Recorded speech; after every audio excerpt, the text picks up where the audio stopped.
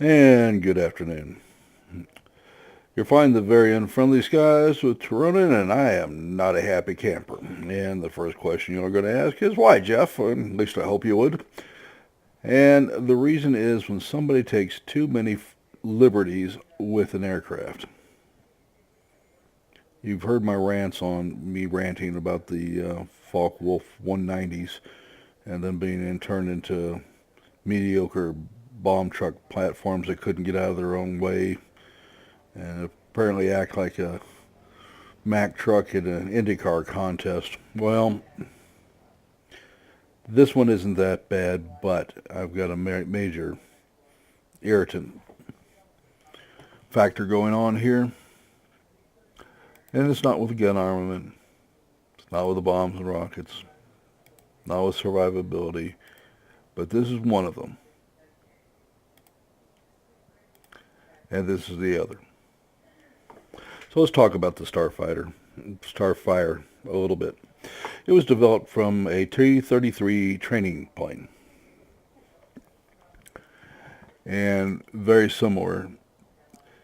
The similarities end here, where it started getting very powerful radar. And you'll notice the cannon armament is all housed up here, because all down here was the radar equipment. And this thing was not a success when it first came out because of the engine. Used a J33 and wasn't terribly successful, was modified, and then a version which became the B, and only 108 of these were built, and there were several tragic accidents. One of them in the A model was that this cockpit was too narrow.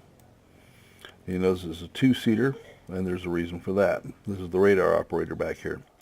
In fact, you can see his periscope looking down at the scope as he's doing his thing. This is a night fighter. An intercepting radar night fighter built for killing bombers. All right. Never intended to really be a fighter bomber. The D actually was proposed as such. Could carry, was the idea being it was to carry some bombs and rockets. Didn't go very far in that direction. The Air Force said, you're building the F-94C, very successful for us. We want you to concentrate on that. Forget this. We'll have other aircraft coming out, and sure enough, they did. Basically, the Air Force saw this airframe as a dead end, given designs that were already coming out, and they were right. So you're looking at the very tail end of a airframe's life with this aircraft. So, why am I ticked? Well, first off, let's talk about engine speed. This was, in the C model, a 640 mile an hour aircraft. Could break the sound barrier in a shallow dive with the afterburners on. Okay? We're talking that quick. And here we sit with an aircraft that is 550 miles an hour. Well, not quite top out. At 600 miles an hour. That's not good. Then there's my other major burner, and to me, the more important one, which is this limitation of 559.06 on the altitude.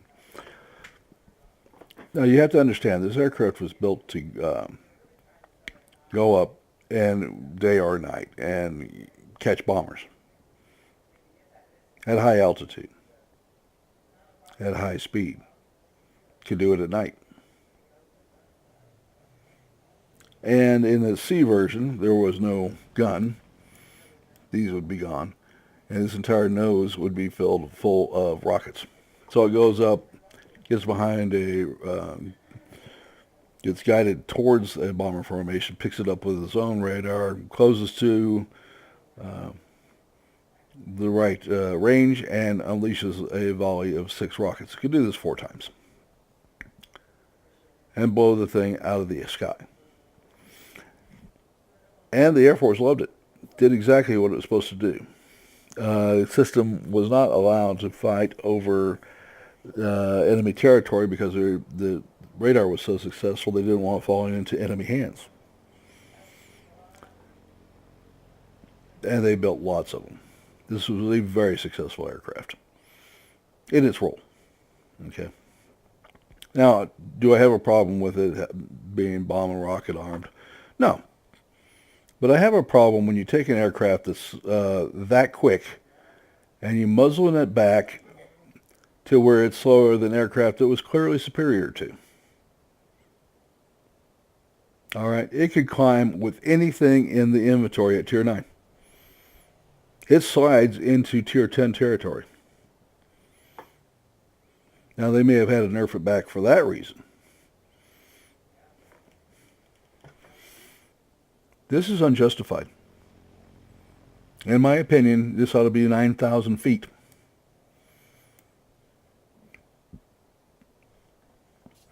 When you go to full upgrade, and you take the rockets off of it,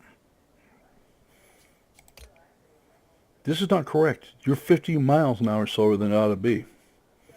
This thing ought to be over 600 miles an hour. Well over 600 miles an hour. In fact, it ought to be at 640.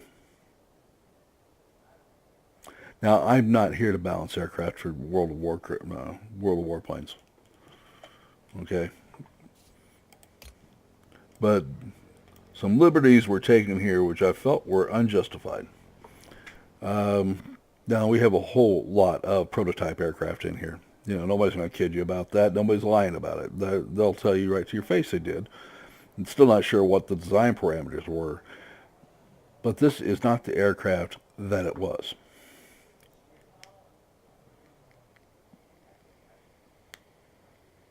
Now, I just flew this in a game where I actually got to get behind bombers and start unleashing these rockets. And guess what? Phenomenal. Actually does that job very well. If you get behind a bomber or a ground attack aircraft and is stupid enough to stay still for a minute, stay on a level course, you've got them. It's going to go down. All right, it will fire a salvo of rockets out there and just annihilate it. Doesn't turn well. Well, guess what? This aircraft was never designed to turn well. That was not its role. But the problem is they've got this as a, when you look at the tech tree on this thing, this is a multi-role fighter. We need another category here. This is not a multi-role fighter, not in my opinion. This might be. I'd have to do some research on it. The Vought Pirate was not a very successful aircraft, and it had to do with the engines more than anything else. And then you had the even less successful Cutlass. All right. But these were operational aircraft. All right. So was this. We need an interceptor category. All right. Because that's what this thing is. Plain and simple. And you see this in other aircraft. Japan suffers from this. These are listed as multi-role aircraft. Folks, these were not multi-role aircraft. These were interceptors. High altitude, high speed, heavy armament. That's all they were designed to do. Okay. Misapplying a role, and I understand you're making a game here. It's not, but you know, this bothers me. This bothers me a lot.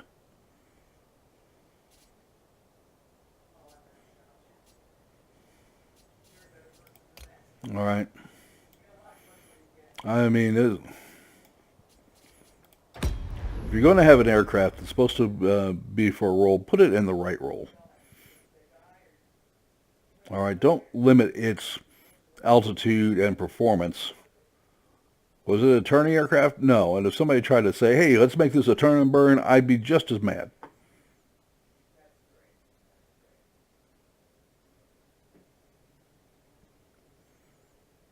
This aircraft has no business as a multi-role fighter. Not what it was designed for. And even as it sits in game, it's not really designed. Matter of fact, I am going to take this to the command center and unleash rockets to see if it can be used that way, because that's really not what these rockets were designed for, but I'm going to try, because I want to give this thing a fair workout than I have so far.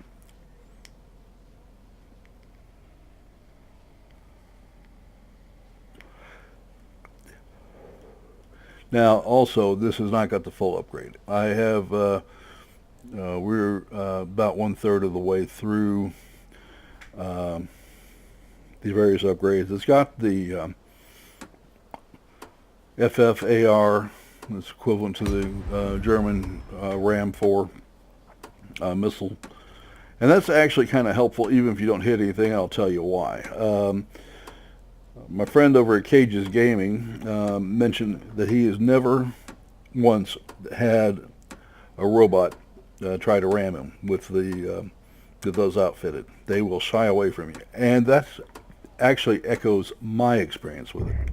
Pilots, get ready for action. A player might try that, but I've never seen it out of these.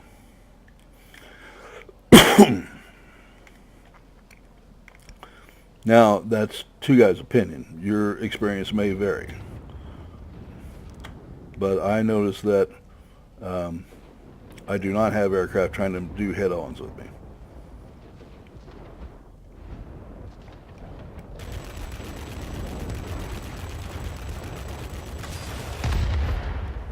And I have no problem with the gunpowder on these. But we are going to do something a little weird here, and I am actually going to launch rockets. Whoops. And it occurs to me I didn't outfit rockets on these when I was doing some comparisons here, and I forgot to put them in. That's my mistake, folks, and I apologize. But if you see a robot rammer, that will go some way to confirm my opinion, or Cajun Gaming, in my opinion, that they will not engage with aircraft that they think are carrying aerial rockets. Now, I do want to state that these were not intended ever to be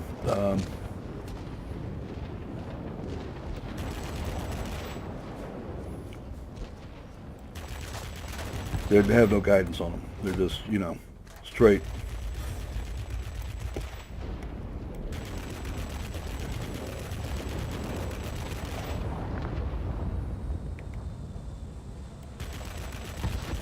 Sorry, I'm having to actually aim here a little bit, and it's messing me up.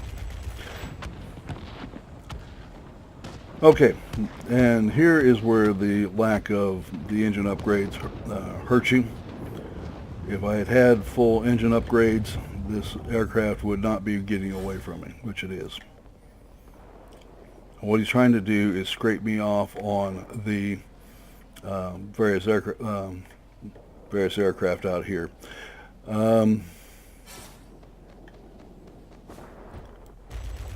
You notice he immediately turns away. So it's actually being done by aircraft type.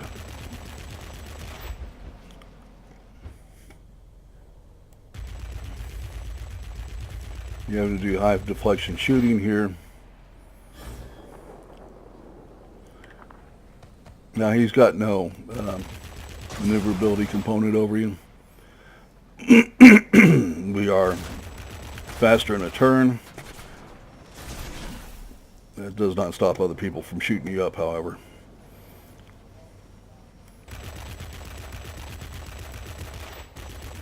And if you can get guns on him, this guy's going to disappear pretty quick.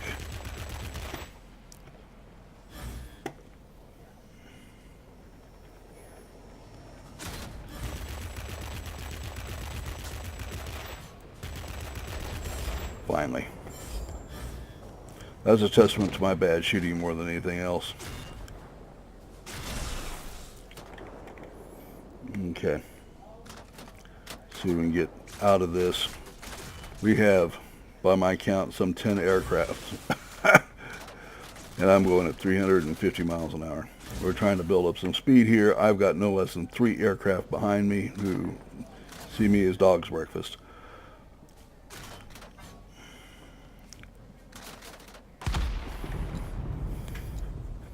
Okay, so the 262 did what he wanted by dragging me into the middle of that. All right.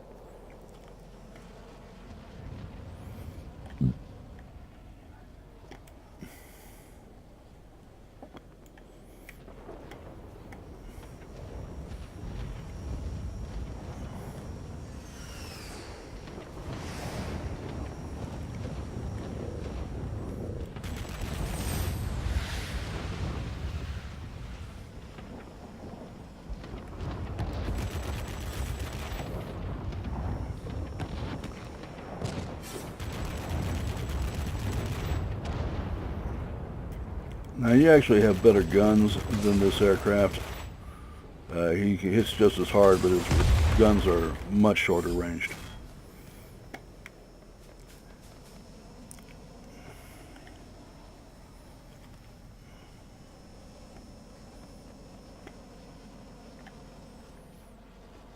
We have a pair of HG2s here.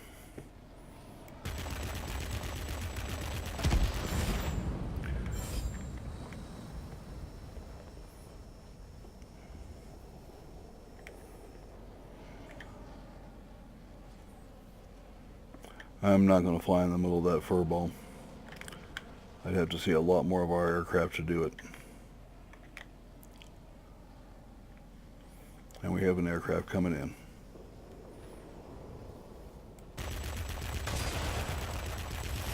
Yes, it does pay to pay attention to your radar. Okay, so this 211 came in, didn't get what he wanted. He's heading out.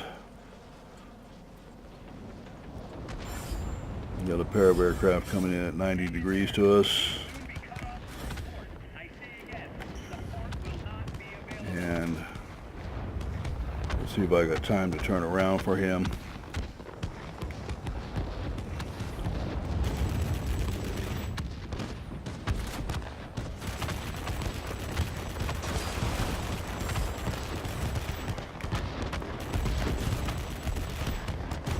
TA-183. Not having a whole lot of success running away. But I am having to wait for my guns to cool down. Irritating.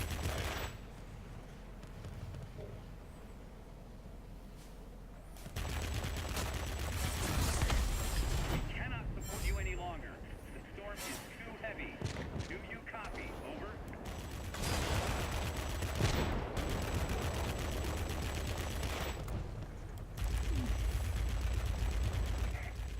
Large enemy force is attacking the command center.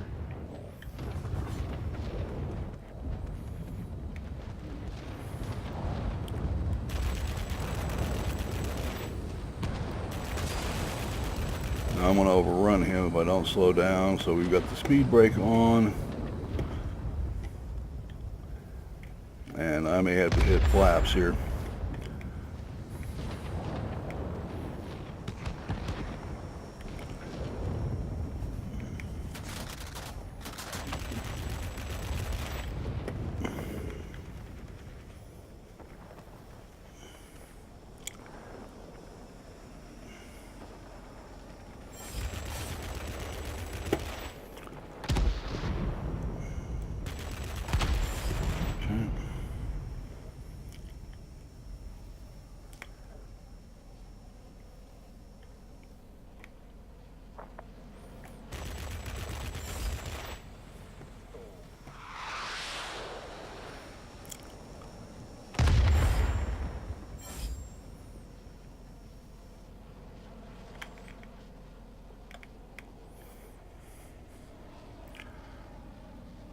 Anyway, it is fairly easy to outrun your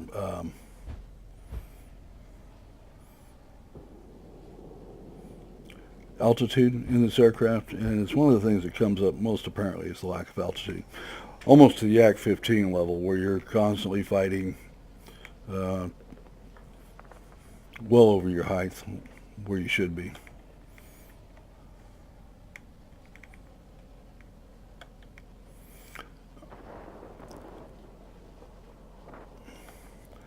Alright, they're running out of fighters. I'm looking for targets.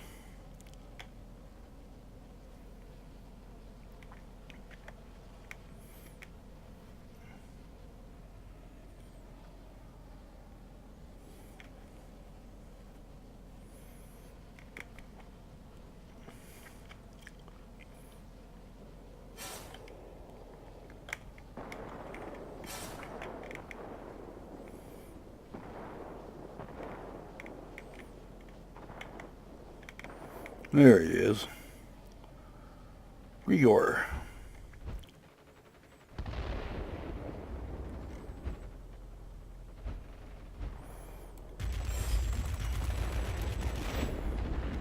Alright, I'm not going to test this guy's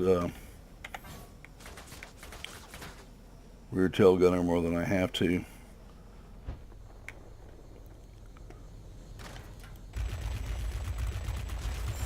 At least not until I have guns on him.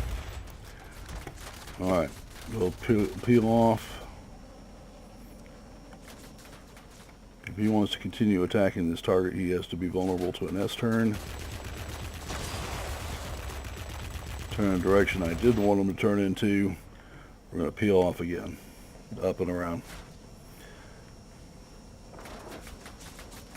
This thing does behave pretty well in a vertical turn, by the way.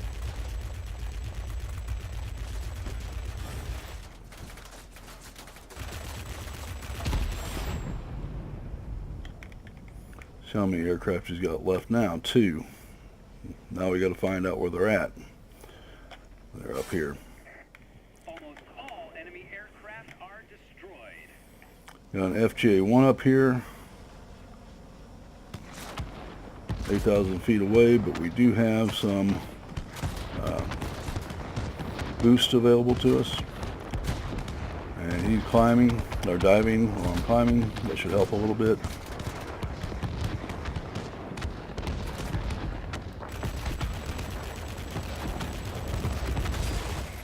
Yes, I will go nose to nose with that guy. Be ready to return. Great job today. We'll be waiting for you. Okay. back home. I actually did some good that time.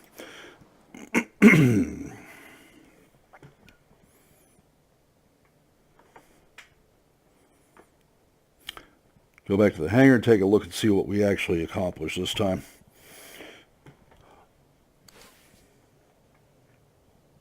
Alright, we killed 7 and assisted with 5. That's actually not bad at all.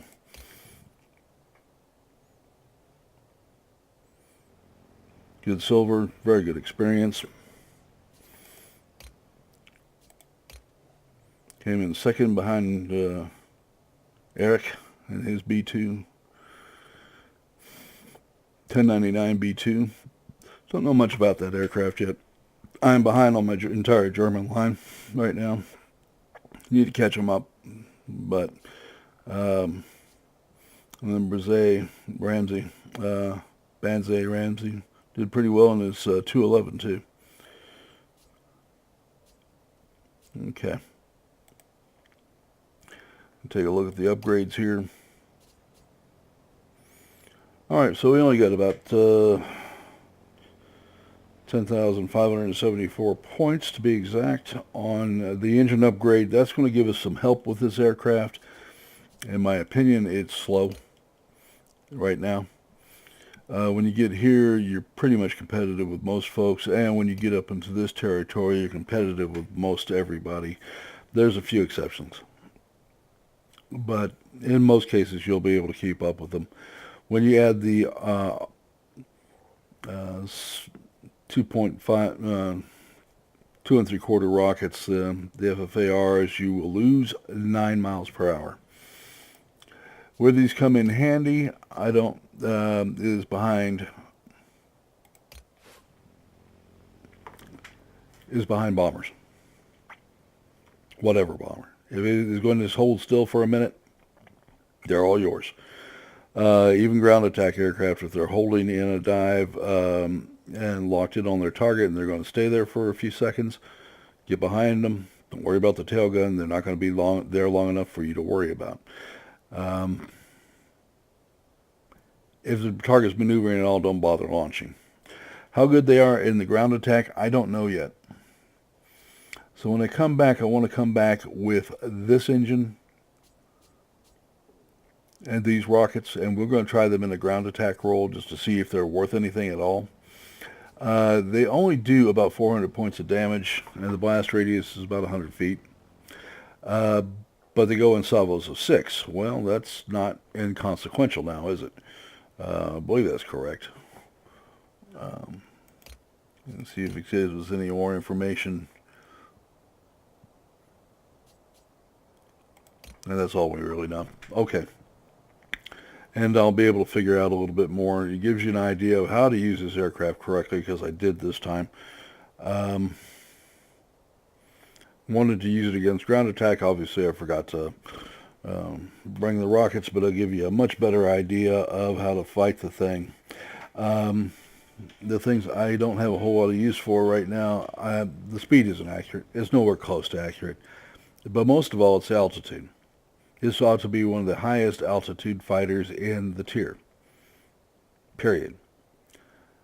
And, you know, I would urge World Warplanes to take a look at this, because it's not correct. It's nowhere near correct. And, you know, for longer term, you know, make an adjustment to a single plane. Maybe that's not all that difficult. But the longer term is, I would argue that they need to open up a interceptor role for aircraft, because there are aircraft out there that's all they were intended to do. The J8 that you see is a pure interceptor. Its range was so slow, it wasn't, or range was so short that it was literally a point defense. That came off the Comet 163, I believe was the designation for that thing. You literally had to put it by the target you wanted to defend. They went up, they got their 7-8 minutes of boost, and then they were done. They had to glide back down. They weren't terribly effective, didn't stay in game. In this game, they're terribly effective. In the actual reality, they weren't. One, they were moving too fast to be able to use their armaments against bombers. Two, in the case of the 163, the fuel was so volatile and the aircraft was so dangerous, they could explode on the runway. They could explode when they're landing. They often exploded when they ignited the rockets. This is just so obviously they didn't stay in production terribly long. It was interesting from a aviation history perspective, but from a warfighting perspective, not so much. So it's a aircraft that I hate to say any aircraft should be withdrawn, but that J8 should be replaced with something that actually existed. And I haven't looked to see if they added the Comet 163 in, because I don't have a lot of interest in the aircraft as a fighting aircraft. You know, to walk up and see one would be kind of neat, but otherwise I have not a whole lot of interest in the aircraft or any rocket-powered aircraft, because they weren't really fighters. You know, the parasitic wake gave you a few minutes of boost. In my opinion, you've done better with the afterburners. And it probably isn't just my opinion, because there is no aircraft today that uses rockets instead of afterburners. So, okay, that's going to do it. Remember to like the video. Remember to subscribe. Need all the subscribers I can get. We'll see you tomorrow. You have a great day, and thank you for flying the unfriendly skies with Tironan.